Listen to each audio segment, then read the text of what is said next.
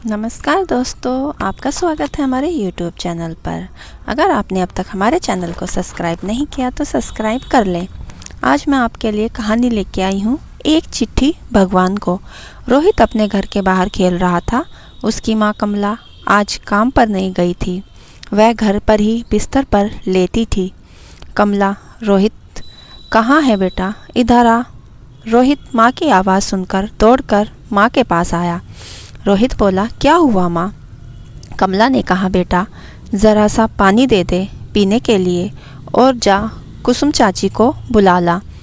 रोहित ने माँ को पानी दिया। पानी देकर वह दौड़कर कुसुम चाची के घर पहुँच गया। रोहित ने कहा, चाची माँ ने आपको बुलाया है। कुसुम बोली, ठीक है, तू चल, मैं आती हूँ। कुछ ही देर में कुसुम चाची माँ के पास आ गई। कुसुम ने कहा, कमला, मैंने तुझे पहले ही कहा था काम से छुट्टी लेकर पहले अपना इलाज करा ले, लेकिन तूने मेरी सुनी नहीं कभी भी। कमला ने कहा, बहन मुझे लगता है मैं शायद बच न पाऊँ। मुझे रोहित की चिंता होती है। ये तो अपने हाथ से खाना भी नहीं खा पाता, मेरे बाद इसका क्या होगा? कुसुम ने कहा, बेकार की बातें क्यों सोच रही है? ऐसी बीमारी तो आती जाती रहती है, तू ठीक हो जाएगी। कल अस्पताल गई थी तो डॉक्टर ने क्या कहा? कमला बोली, डॉक्टर ने बोला कि कैंसर फैल रहा है, लंबा इलाज चलेगा। लेकिन मैं जानती हूँ डॉक्टर झूठ बोल रहा है। मेरा शरीर मेरा साथ छोड़ रहा है। छोटा सा रोहित घर के बाहर खड़ा होकर अपनी माँ और कुसुम चाची की बातें सुन रहा था। उसे लगा जैसे उसका और माँ का साथ छूट जाएगा। कुसुम चाची माँ को सांत्वना दे रही थी। कमला ने कहा, बहन मेरे बाद मेरे रोहित का ध्यान रखना। मैं जानती हूँ तुझ पर मेरा कोई हक नहीं है, लेकिन इसके पिता के जाने के बाद सभी ने मेरा साथ छोड़ दिया। कुसुम ने कहा, तू इसकी चिंता मत कर, तूने कहा था बड़े कैंसर के अस्पताल में इसका इलाज है। कमला ने कहा, हाँ है तो सही, लेकिन वहाँ इलाज कराने में बहुत पैसा लगेगा और मैं कहाँ से लाऊंगी इतना पैसा? कुसुम ने कहा, भगवान पर भरोसा रख, सब ठीक हो जाएगा। रोहित छिपकर दोनों की बातें सुन रहा था। उसे बस इतना पता था कि भगवान उसकी माँ को अच्छा कर सकते हैं। शाम को जब कमला सो रही थी तब रोहित ने अपने बस्ते से कॉपी निकालकर कुछ लिखना शुरू किया।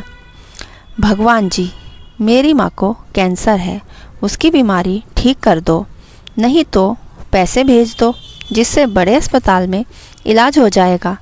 पापा की तरह मेरी माँ को अपने पास मत बुला लेना।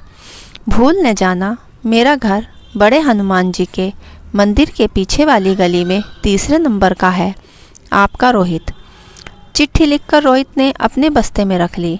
अगले दिन सुबह वह चिट्ठी लेकर गया और पोस्ट ऑफिस में डाल आया। रोहित बहुत खुश था। उसे पता था भगवान जी उसकी माँ को ठीक कर देंगे। कमला ने कहा, कहाँ चला गया था सुबह सुबह?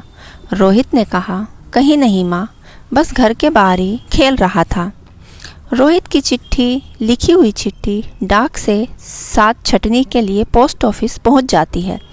वह चिट्ठी एक डाकिया के हाथ लगती है, जिसे पढ़कर वह पोस्ट मास्टर के पास ले जाता है। पोस्ट मास्टर चिट्ठी को पढ़कर सोचने लगता है, इस बच्चे की मदद करनी चाहिए। वह चिट्ठी को अपनी जेब में रख लेता है। शाम को पोस्ट ऑफिस से छुट्टी करके पोस्ट मास्टर अपनी बाइक से घर जा रहा था। रात का समय था, सड़क पर गड्ढे बहुत थे। अचानक एक गड्ढे में बाइक का बैलेंस बिगड़ जाता है और बाइक के साथ पोस्ट मास्टर गिर जाता है। कुछ लोग दौड़कर उसे उठाते हैं। उसके पैर में काफ़ी चोट आई थी।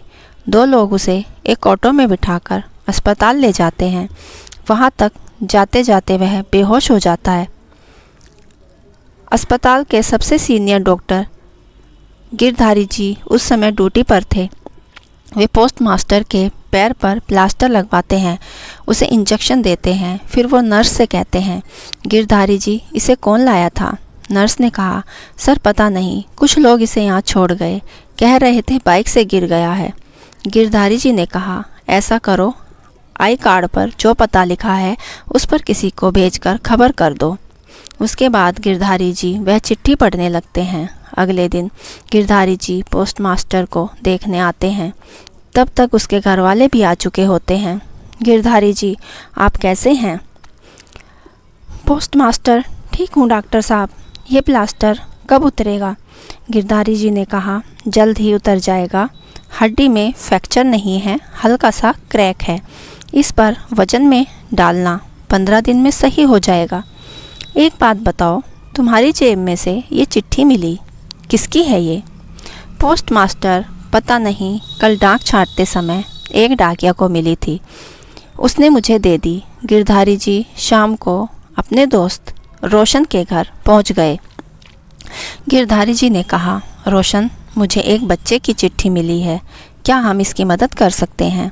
रोशन जी ने कहा, उसी बड़े कैंसर अस्पताल के मालिक थे। रोशन जी ने कहा, ये कौन है? गिरधारी जी बोले, पता नहीं, ये चिट्ठी कहीं से मुझे मिली है। रोशन जी ने कहा, बहुत अच्छा किया आपने, मैं कल ही सारा इंतज़ाम करता हूँ। सुबह हम चलते हैं इस पते पर। गिरधारी जी ने कहा, हमें इसकी माँ का इलाज कराना हो, चाहते हैं जितना पैसा लगे मैं दे दूँगा। रोशन जी ने कहा, भगवान ने हमें इसकी मदद के लिए चुना है, पैसे की कोई बात नहीं है, मैं इसका इलाज का भरोसा देता हूँ, कोई कसर नहीं छोड़ूंगा। अगले दिन एक कार कमला के घर के बाहर आकर रुकती है। गली में बच्चे खेल रहे थे। गिरधारी जी ने कहा, बेटा, रोहित का घर कौन सा है? बच्चा इशारे से घर बता देता है। दोनों घर का दरवाज़ा खटखटाते हैं। रोहित दरवाज़ा खोलता है। रोहित ने कहा, आप कौन हो, किससे मिलना है? गिरधारी जी, बेटा, आपने यह चिट्ठी लिखी थी, हमें भगवान जी ने भेजा है तुम्हारी माँ के इलाज करने के लिए। रोहित बहुत खुश होता है। रोशन जी और गिरधारी जी कमला को सारी बात बताते हैं। कमला की आंखों में आंसू बहने लगते हैं। वह कुसुम को बुलाकर रोहित को उसके पास छोड़कर उनके साथ अस्पताल में निकल जाती है। कमला का कैंसर अस्पताल में अच्छे से इलाज होता है। 3 महीने बाद उसकी सारी रिपोर्ट नॉर्मल आती है। उसे अस्पताल में छुट्टी मिल जाती है। आज कमला घर आ गई। रोहित ने कहा, माँ, आपको भगवान जी ने ठीक करके भेज दिया, वहाँ पापा मिले थे क्या? कमला ने कहा, नहीं बेटा, बस भगवान मिले थे, वो भी तेरी चिट्ठी के कारण। दोस्तों, आपको यह कहानी कैसी लगी हमें कमेंट बॉक्स में ज़रूर बताइए और हमारे चैनल को सब्सक्राइब करना ना भूलें। कहानी पूरी सुनने के लिए आपका दिल से धन्यवाद।